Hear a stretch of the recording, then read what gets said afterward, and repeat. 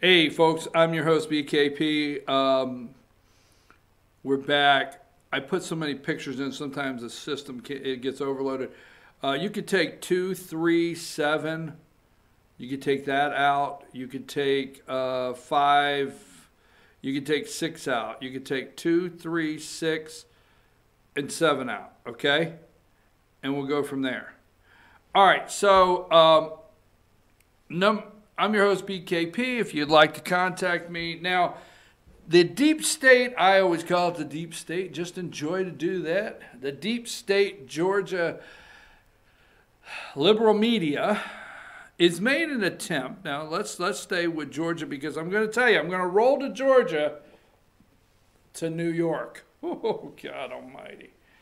So, today, in a lot of states, or right now in January, you need to pay attention because your state legislative session is about to take place. And in Georgia, that's today. So it's 9 o'clock. They may have gavelled it in and they may bring some people up. And I think, liberal Nathan Deal is probably down there, waving to the body of the chamber right now, or saying whatever. It's a big day today, but we do start the legislative session. Now, last week I was not able to attend, the first time in 5 years, the pre-legislative press conference with House Speaker David Ralston. Let's go with number 9.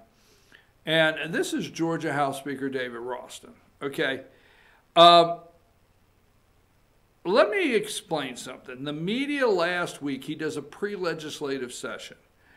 And there's a couple things that the media pushed to see if they could start a separation between the speaker and the governor, which, between you and I do not think there's any problem between Governor Brian Kemp and House Speaker David Ross. I think they're very cordial. I think they get along, and I think they're prepared for this session. But the media wants to drive this session into Brian Kemp's political campaign promises. And they want to pick out 3 or 4, particularly 3, and that's teachers' pay, which Kemp does have to figure out how he's going to do it and keep a spending cap and stay within the state budget of $26 billion, okay? Because on this show, I asked soon-to-be Governor Kemp multiple times, have interviews, hey, we have watched the budget grow $5.5 billion over 5 years with Nathan Deal. It needs to stop. I mean, is it not time we can look in and see where this money is going and maybe readjust where it goes, but cap it? So hopefully we're going to have a governor that's going to cap this spending. Well, now he has to deal with how to get the teachers a pay raise in the capped spending that he also promised. So they're going to try to push the Speaker of the House to see how to do that within the budget, because they want it to be a campaign issue that Republicans in the state of Georgia, they made a campaign promise, but teachers, they didn't give the teachers enough money, all right? So the media is doing that on purpose for 2020, okay, to try to get the base all ginned up. The next one is constitutional carry. Now, I went to many, many events, okay? And this guy, what's his name? I think I can get it really quickly. Georgia gun owners. Now,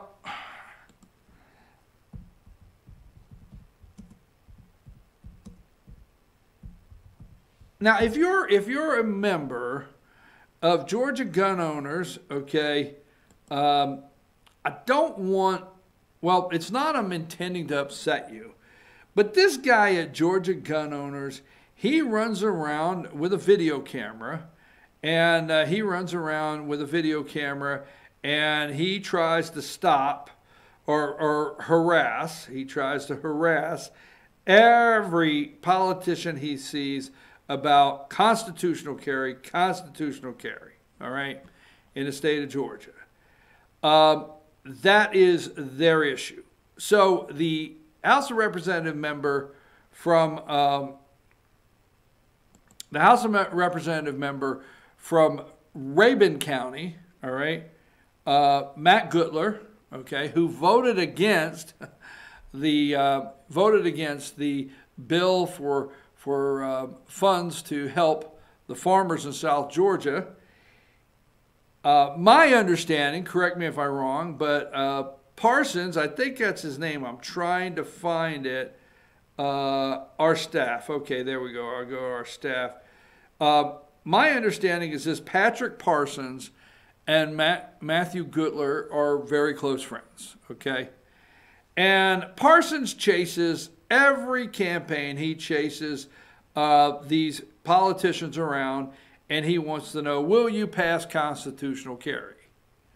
So what you may get out of this is, am I for or against constitutional carry? Sadly, it's not the point, okay? I know you don't, you might be upset. We have in Georgia some very good pro-Second Amendment laws in the state of Georgia. Now, what is upsetting to many, and myself, is that you're asking us to pay for our constitutional right. I understand that. I get it, okay? It's not our constitutional right to own a car. It's not our constitutional right to have tags. It's not our constitutional right to do many things. I think it's a constitutional right to own a gun, and many are upset that you have to pay for your constitutional right to get a permit. Now, all of that being said, Parsons, if you'll go to Georgia gun owners, and they've got a lot of members, and I'm not here to just start something with Georgia gun owners. I can, Director Patrick Parsons, but between him and Matthew Gutler, I understand Representative Gutler, they're close friends. And Gutler filed a bill for constitutional carry, all right? And the Speaker of the House, I'm not speaking for him, but I think if you read the letter that came out from South Georgia senators and representatives, that kindly said it'll be a cold day in hell before we ever support one of your bills, considering you voted against, the only one that voted against relief funds for South Georgia farmers, okay? So that being said, Gutler files constitutional carry bill, knowing it ain't going nowhere, all right? Parsons gets fired up at all the campaign rally.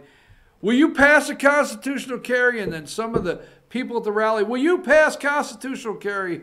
And Kemp, not the quote, but we have it here on our show, the video. But Kemp would say, if a constitutional carry bill makes it to my desk, I will sign it, okay? So there's some out there in rural Georgia, particularly, that are determined that that's got to get to his desk. It doesn't matter what happens, that's got to go to his desk. And then everywhere on the campaign trail, he was asked about religious liberty, okay? And he said, I will sign a religious liberty bill, okay, that resembles the religious liberty bill that Bill Clinton signed from the federal government, all right? Now, not to quote the Speaker of the House, David Ralston, Ralston says we're not going back down that road right now. So the media, be careful out here, Republicans, okay? And I'm not carrying anybody's water, but be careful. Now, it depends on what you want to see happen in Georgia, all right? They will love for you to stay focused on constitutional carry. You see, Ralston, the Republicans have already lost so many seats in Georgia, whether you want to accept it or not. I don't know if it's 12 or 18, but I know they've lost double digit. And Ralston's got a house that's going to be a little bit like herding cats in a way, okay? The power divide is a little bit of a struggle there in the House that they didn't have before, although the Republicans in the House of Representatives of Georgia and the Senate do hold all the committee chair seats, and that's where the power is. But they don't have what's called supermajorities anymore. So Ralston has to decide in this first year that's going to make a decision whether Trump gets reelected in Georgia, oh, you're one tick away from going blue in Georgia. All right? Ralston has to balance whether he's got to get a budget in place that maintains Georgia's status. Some out there want constitutional carry on the governor's desk. Some want the teachers' pay raises. And some want the religious liberty bill. And Ralston has to figure out how to make this session happen. Because you got to understand, January of next year, it's going to be full blown. My opinion is Ralston has to keep, okay, some issues off the Democrat table right now. Some issues that will not infuriate and gin up their base, as they say, and get them all excited. They're going to get all excited anyway in 2020. But right now, I think the Speaker of the House is trying to figure out how to minimize damage next year. And what really can happen next year and the year after for 2020.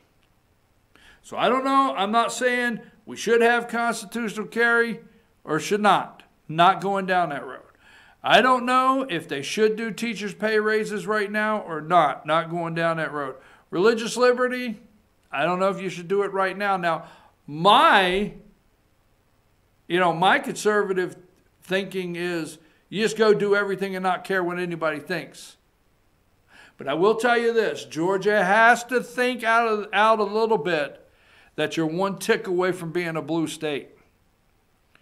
And right now, Ralston, okay, has to figure out how.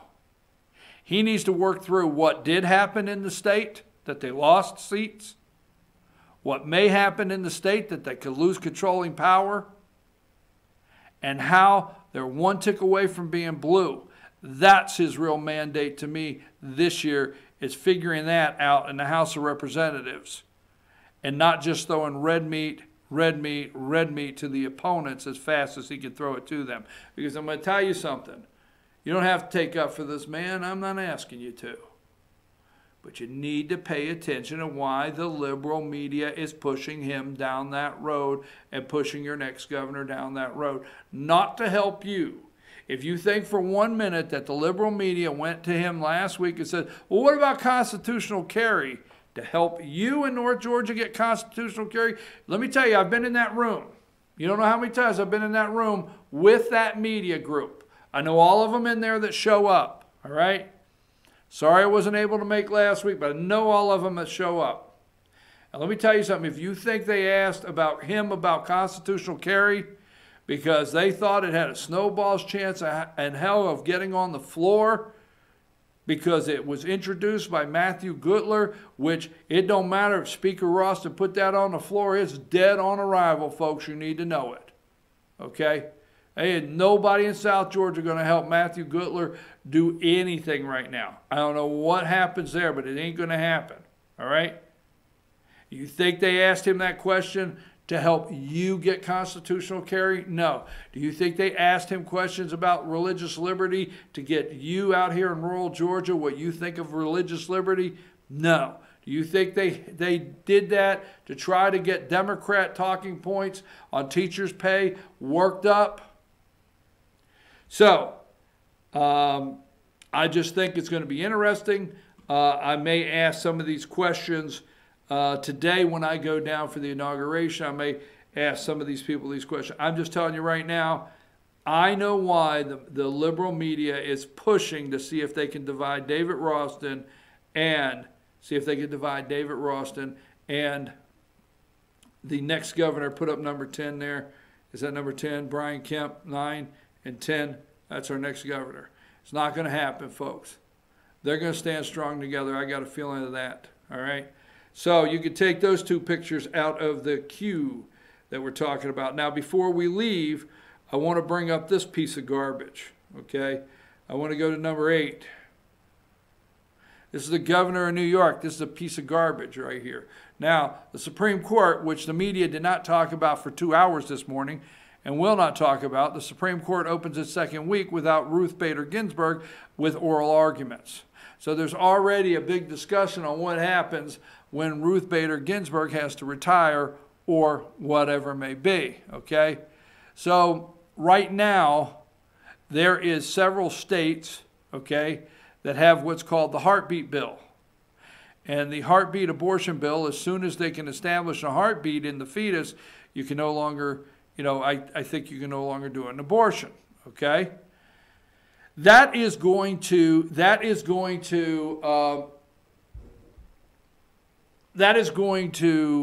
several states, not Georgia. I want the heartbeat bill signed by Governor Kemp here in Georgia. But the heartbeat bill is going to be, I think it's out in Missouri, Michigan, Mississippi. It's going to be the piece of legislation that opens up Roe v. Wade in the Supreme Court. It definitely is. It's going to challenge it, all right? So what does this piece of Adam Schiff here, Andrew Cuomo, do? Okay? He introduces a budget. Let me get to that. He's a piece of Adam Schiff is what he is. Okay. And this comes from the ChristianPost.com, okay? The ChristianPost.com. And, New York Governor Cuomo, no budget unless abortion is made legal for any reason until birth. He has put this abortion for anyone will be paid for up to birth in the New York State budget. So on one hand, we have the heartbeat bill with multiple states, and we have Andrew Cuomo, piece of Adam Schiff, putting in the New York State budget. Now, there's a lot of things in the New York State budget that they're telling you about. They're not telling you about this, okay? And I don't know what your opinion is on abortion. We're not going to go down that road, other than the fact that really, I don't think Americans agree with your tax money being in a budget to provide an abortion up to birth. New York Governor Andrew Cuomo is refusing to sign the state budget unless the legislature passes a bill that makes abortion up until birth for any reason illegal in the state. He's also calling on the legislature to enshrine abortion as a right guaranteed by a state constitution. Yes, by a state constitution. That is Andrew Cuomo, piece of Adam Schiff, okay? A murderer. He's a murderer right there. He wants to legalize murder. Murder. That's what he wants to do. He wants to use your tax money and then call it a New York State constitutional right. You could take his picture out. I just wanted to make sure we showed that to you this morning because I know that's not getting played anywhere. All right, let me go to another one I know is not getting played anywhere. Hold on just a second. That's that one. Okay. I got a note on constitutional carry I'd like to read. I am curious over the facts of the Constitution carry and religious liberty subjects regarding the Speaker. I know they will do what they can to make Speaker and Governor Kemp look bad as everyone tries to make the other look bad. But if there is truth to it, we should know the good, the bad, and the ugly about the entirety so we can decide for ourselves, not rely on any media to tell us what is right. And they're usually wrong. So that was on my comments on the constitutional carry in the state of Georgia. All right, I want to take a break, and I want to come back and wrap up the new. No, I don't want to take the break. I'm sorry. I want to get this video out of here. I want you to listen to this video before the break. Now, that you just looked at the piece of garbage from New York, the murderer, Andrew Cuomo, that should be brought up on murder charges for just trying. That's just my opinion. It's just my opinion. Hell, You know, I mean, it's just disgusting. Abortion up to birth for any reason whatsoever. And he also wants to make it part of the state's constitution to provide it. All right, here's another piece of garbage up there in New York. They got a big garbage problem in New York. Let's go with the video, and let's start at number 10 seconds. And we'll play this before we go to break, and then we'll discuss it when we get back. With a blatant appeal to progressives. Brothers and sisters, there's plenty of money in the world. There's plenty of money in this city. It's just in the wrong hands. You deserve a city that gives you the share of prosperity that you have earned. It was the third day in a row the mayor has reached for the national spotlight. De Blasio health care for the poor and undocumented was followed by a first in the nation, a guarantee of paid vacation for all. But in going after the rich, Hofstra University Dean Larry Levy sees de Blasio upping the ante. When you try to prove that you're more progressive than the next person, you almost invariably indulge in class warfare. And by saying that wealthy people are the wrong hands for money, you're clearly indulging in a very old left-wing tactic. The mayor of New York, who honeymooned in Cuba, sounding like Fidel Castro. You haven't been paid what you deserve. You're not living the life you deserve. De Blasio also up against the reality that there are many Democrats with different spots on the liberal spectrum, vying for the hearts and minds of voters. That includes a passel of locals, Governor Andrew Cuomo, former Mayor Michael Bloomberg, New Jersey Senator Cory Booker, and New York Senator Kirsten Gillibrand. The big challenge for him is going to be able to implement some of these gaudy, big-ticket programs while he's trying to reinsert himself into the national conversation. And I want you to dream with me for a moment. I want you to imagine where we could all go together. Imagine life in a city that takes some weight off of your shoulders. Well, de Blasio never... I wonder if he passed out shrooms before that, when he wanted everybody to dream with him for a minute.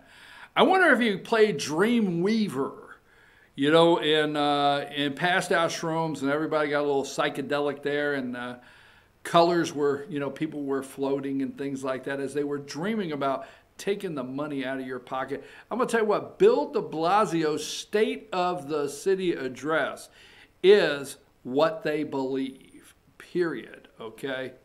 I'm going to take a break. We'll come back. We got a couple things we got to wrap up before the 10 o'clock hour. Be back right after these messages.